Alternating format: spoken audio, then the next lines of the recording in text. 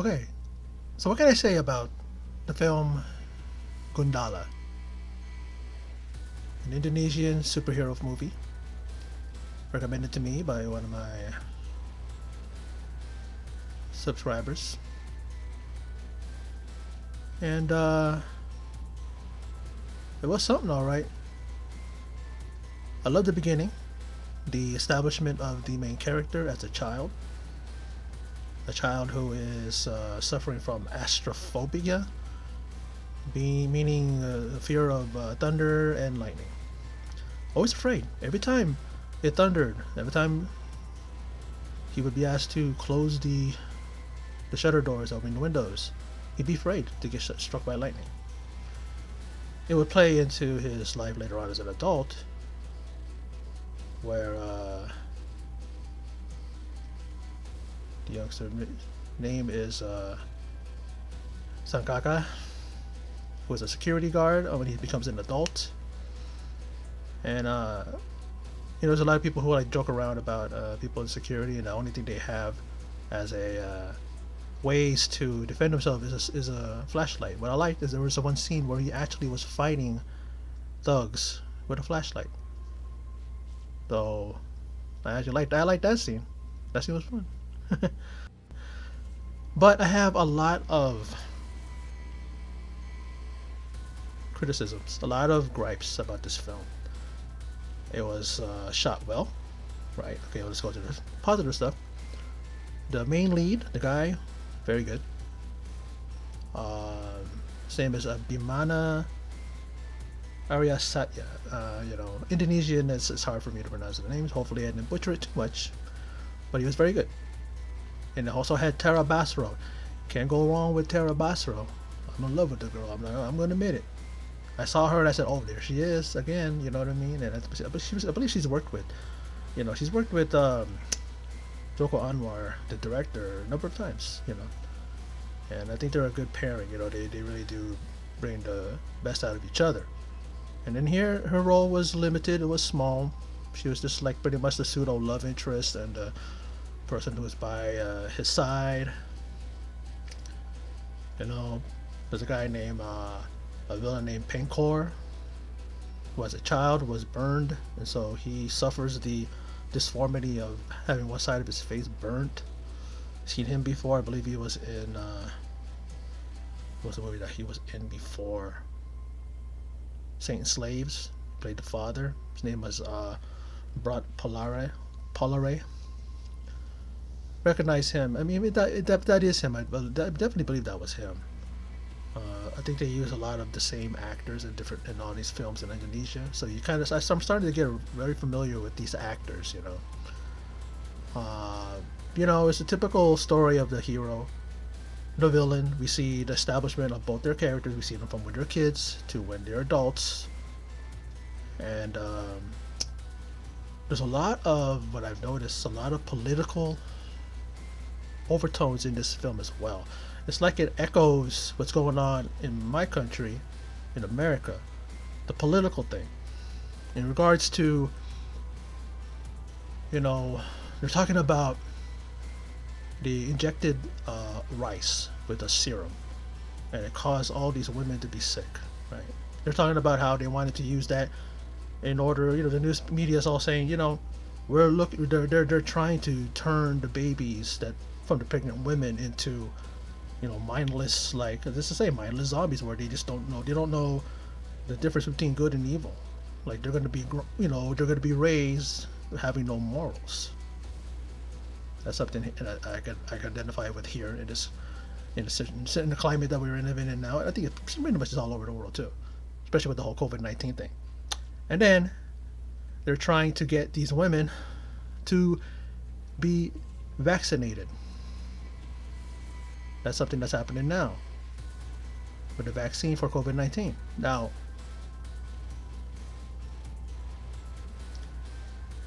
and it's like if you find out later on that it wasn't really even a serum, it was just a way to, what's that word? They're trying to cause hysteria, and it's going to scare people into taking it. Another thing, it's just like, I don't know if that was this story, how the story actually was when it was written back in 1969. I believe that's when the person that wrote the comics wrote them. You know, and a lot of people say that. Well, that's not funny. Yes, there's a guy named Hasmi. That's his nickname. His Haria Sarumanada, and his name is Hasmi. That's what he pretty much goes by. He wrote those comics, and this thing right here is supposed to be like a start of a cinematic universe, or this Bumilangit type of comics. And I'm just thinking, like, did because they say sometimes where you even see old videos of things, and they're going, wow, those guys really talked about things that would happen in the future. But don't you think that the people in the present now probably took something from that and did something with it? You know what I mean? But I don't know if the storyline with that whole thing with the serum thing and injections and all that stuff was But I don't know, because it was only this year that we started hearing all that stuff, right? About COVID-19 and all that stuff. But it's been known. It's been known, I believe, since like 2017 or something like that. You know? So I'm thinking that they took that and put it in the story, because if it goes all the way back to like 1969, because even though they can have everything be based on the characters and just how they got their powers and all that stuff, but they can easily incorporate modern day stuff. And it was just too much of a, like, okay, that's what we're going through right now in the world. Vaccinations, mass hysteria on the media, all these things. And I'm just watching this, and I'm just going, am I watching what I'm watching? And it kind of took me out of this movie. I guess you got to give Gundala a reason to fight for something. He's looking to save, his country from, being, given from these women from being given birth to, mindless, immoral people that are gonna, babies that are gonna grow up and they're not gonna know good from evil and all that. And another thing, let's go through some negative stuff. Really stuff that really I was like, what is going on? Like, hello, copyright infringement. Some of these villains look exactly like some things that I've seen in movies, that I've seen in now it looks too obvious that if these things were created before, then maybe the movies that I've seen are the ones that copy from them. But look at this. There is a girl dressed up in schoolgirl outfit, giggling, acting crazy. She kills one of the one of the legislators in the bathroom. And I look at her and I'm going, especially the one scene when it's the final fight scene where all of them go at Gundala. Looks like Gogo Yubari from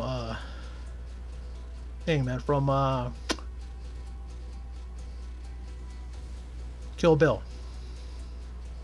The laugh, the craziness, everything. She even had a chain with a ball at the end of it. I'm going, are you telling me that this is an original villain, or did you copy from Kill Bill? You let me know. And then the guy that he fought, that was a violinist, in the hallway. They were not in the hallway, but they were in the alleyway fighting.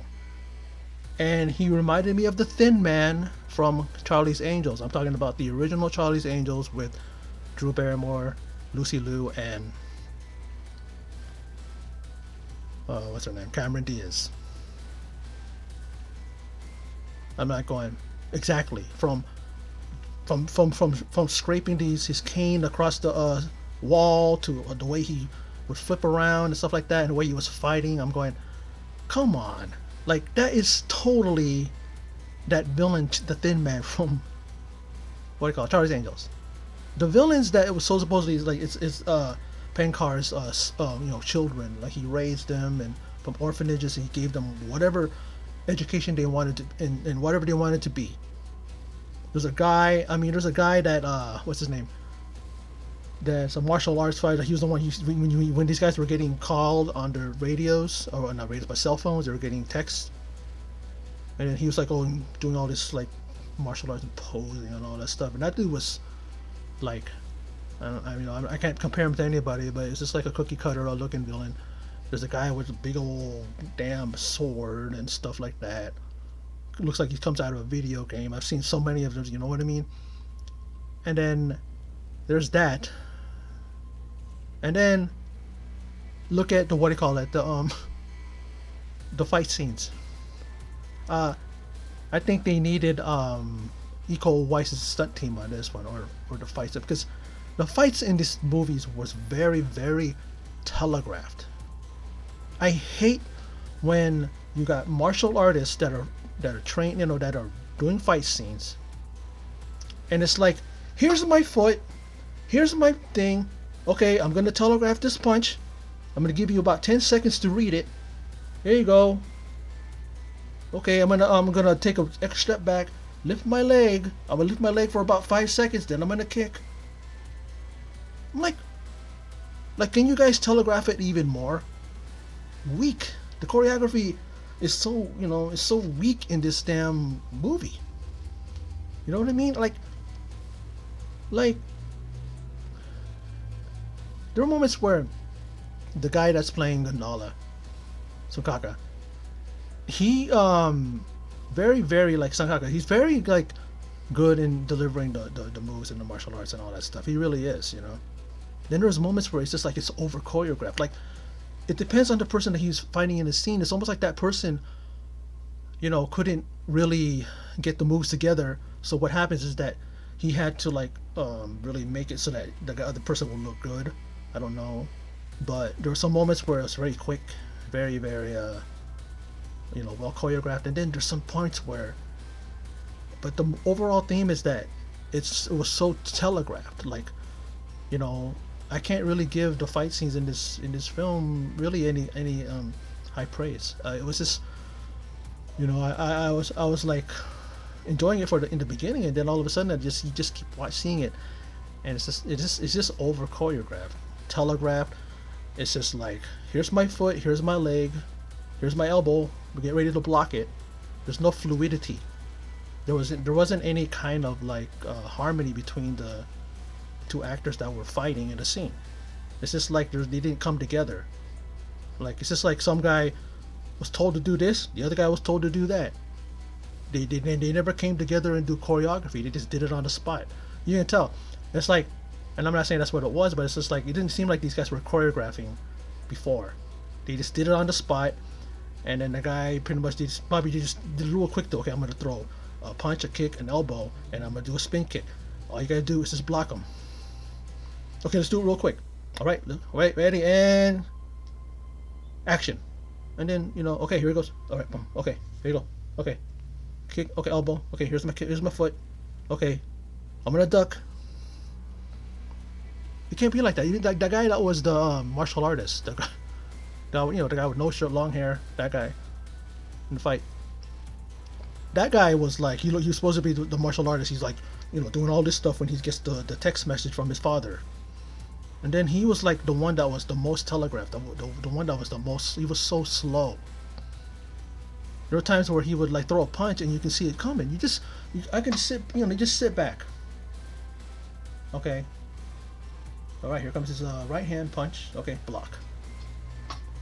I'm a very stickler when it comes to fight choreography. If I'm watching a movie that has that, yeah, you better come with your best effort. It's just like, now what do I think about, forget about that now. I'm done. I'm done with that now. So, I'm trying to come up with something that I can, praise. I mean, like I said, I did like the beginning, the opening, like first 25 minutes, 30 minutes. I like the story with him as a kid. I like the development of that part. And then we get to the part when he's an adult and he's discovering his powers and all that stuff. Something about frequencies. That's the reason why he was able to destroy all of the vials of that serum. It's like if he was able to channel it, hold on to a type of whatever whatever like substance it is, plastic, whatever. He could break other things, so he held on to. He got a hold of two of those serum bottles, and then he was able to destroy everyone all crawl across all across the country. I the I mean I sat through it, an hour and 59 minutes. I enjoyed. I would say about like maybe a quarter of it, maybe 30%, because there's just too much. Yeah, there's just too much. Call it plagiarism. I mean, yeah, it's based on a comic book, but you could tell they added a lot of other elements to this thing. You know, very nonsensical stuff. Them children of Pankar, those orphans that he trained or he sent off to school and gave them the best education to become whatever. It's like it's just like I'm still left with a bad taste in my mouth when it comes to that girl that looked like Yogo Yobari. When he finally was able to harness all of the electricity, the lightning and stuff like that, and then he started fighting off all those orphans. And when he kicked her and she sent her over the damn what do you call it building, I was happy. Like, good. She's annoying. She's laughing, trying to be psycho. But when Gogo Yubari did that, she didn't have to laugh like that. You could tell just through her actions she was psychotic. And don't tell me that it wasn't based on her because it's too close. Now I could have said like, okay, it's like just coincidence because she has the crazy character and all that stuff, but then she's dressed in schoolgirl outfit, and then she has a ball with a chain on it. I mean, a chain with a ball on it. That's not her. And then the guy that I'm thinking the violinist, who I think is the based on the Thin Man. To the letter, every action, every like what do you call it? Every type of mannerisms of the Thin Man from the Charlie's Angels movie, exactly like what he was doing. And he was laughing. It was like over the top, annoying. He got hit by a car. Good. Get rid of his dumb ass. You know what I mean? I found some things in here entertaining. It's not a waste of time. I'm not going to say it's so entertaining. It's a waste of time. It was a good effort. I like to see where it goes from here. I mean, you got that end part that where, well, when he was on his way, he's trying to stop them, right? He was trying to stop those guys and from delivering the serum, and then we have this female superhero, and ends up to being this superhero known as Shri Asi. you know didn't really just pretty much just introduced her. And at the end of the mid credit scene, we see Gundala actually getting an upgraded costume or upgraded yeah, and then he thanked Ridwan, who was one of the legislators that actually is the guy who gets him to help the people and all that stuff. It's almost like a Commissioner Gordon to Batman. You know what I mean? And you see from afar this mystery woman who is Sriasi, and I'm like going, okay, looks kind of interesting. I've seen her powers, what she did to that van, flipped it over. Okay. And then you see this Key Willowuk, and apparently he's going to be the main villain in this universe of comics. It's funny because I was talking about the the young kid known as Awang, who initially trained Sonkaka to fight when they were kids. And I said, yeah, he's probably going to be a hero or superhero later on, or even a villain. And then it ends up that he's going to grow up to be a superhero known as Gotham. And he's going to be portrayed by Chico Jericho. I've heard of him. I've heard him because I'm really delving into the whole thing of Indonesian films and all that stuff, and I've heard of him. And just to see what happens with that, just gonna, like future films. So he's going to be one of the. They're probably going to do individual films, and then they're going to put them together, just like I guess just like in the Marvel universe and the DC universe. But So it's just like going, okay, let's just see what how they come into play when it comes to this universe. Like, am I interested in checking out the next film? Sure, I'm up for anything. Like I said, this thing wasn't a total train wreck. It wasn't total garbage. It wasn't. I enjoyed 30% of the film. But a lot of it, like I said, was in the beginning, and some of it, like I like the adult version. I didn't mind him. He was good. He was good. Uh, Tara Basro, she can never do wrong with me because, like I said, I'm a big fan of hers. But once it got to the towards the end and the introduction of those villains, those orphans, and then the whole thing of like just copying, villains from other movies, and then the whole thing of the political thing that has echoes too much of what's going on in the country right now and in the world.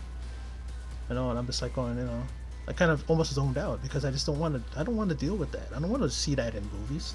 They kind of, introduced it in this film in a clever way. It was actually like, okay, I can kind of go with it because it does create a situation for Gundala to deal with.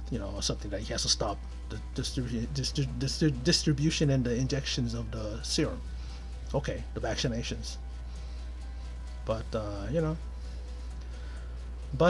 I gotta say is that, yeah, I'm not gonna give this thing a high praise. I'm not gonna give it any kind of like 10 out of 10. I wouldn't even do that. Maybe 5, maybe 2 stars, maybe you know I would say a C minus.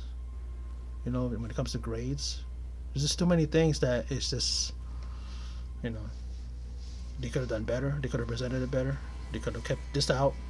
They could have been more original with their villains and their things like that. I don't know if they like I said, I don't know if they are really based on the actual thing, or they just know that maybe let's say that Pankar is actually a real character from the books, but then comic books, but then like they had to come up with characters. They had to flesh out the characters for his orphan kids, but they look too much like I've seen them before. No originality there. When you watch Marvel, DC, even some other ones that aren't Marvel, DC, okay, original. Okay, original. Okay, that one looks familiar, but it's still original. The girl that played that Gogo Yubari ripoff, she was acting too much like her. If it was just a different take, okay. If they said okay, they copied from her, but then they make it their own, okay. But they made her look like her. They made her psycho like her. When they had the chain with the ball on it, that was it. I was done. I go, that's it. She's definitely a ripoff.